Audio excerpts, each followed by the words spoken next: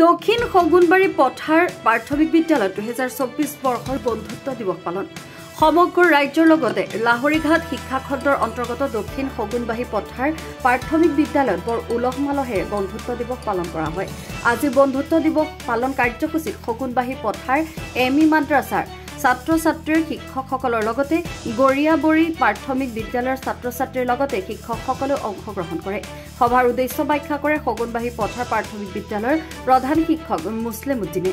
দক্ষিণ শগুনবাৰী পথাৰ প্ৰাথমিক বিদ্যালয়ত অনুষ্ঠিত হোৱা বন্ধুত্ব দিৱসৰ দিনজোৰা কাৰ্যসূচী সমূহৰ ভিতৰত আকস্মিক বক্তৃতা প্ৰতিযোগিতা, কবিতা আবৃত্তি প্ৰতিযোগিতা, নাচ গানৰ লগতে বিভিন্ন ধৰণৰ খেল ধেমালি আছিল বিশেষ আকৰ্ষণীয়। বিভিন্ন প্ৰতিযোগিতাত অংশগ্ৰহণ কৰা প্ৰথম 3টা স্থানপ্ৰাপ্ত সকলক বিভিন্ন ধৰণৰ পুৰস্কাৰ প্ৰদান কৰা হয়।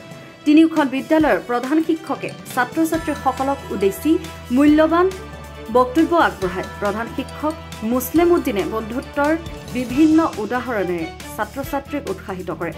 শগুনবাৰী পথাৰ এমইএমৰ শিক্ষক আব্বুল কাছেবে চৰকাৰক এনেধৰণৰ কাৰ্যসূচী বিদ্যালয়সমূহত অনুষ্ঠিত কৰি দিয়াৰ বাবে ধন্যবাদ জনায়।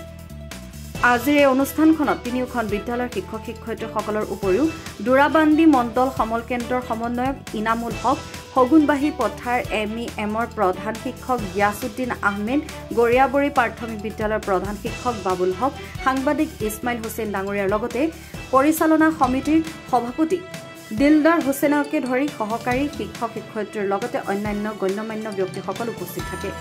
Bureau report, news update.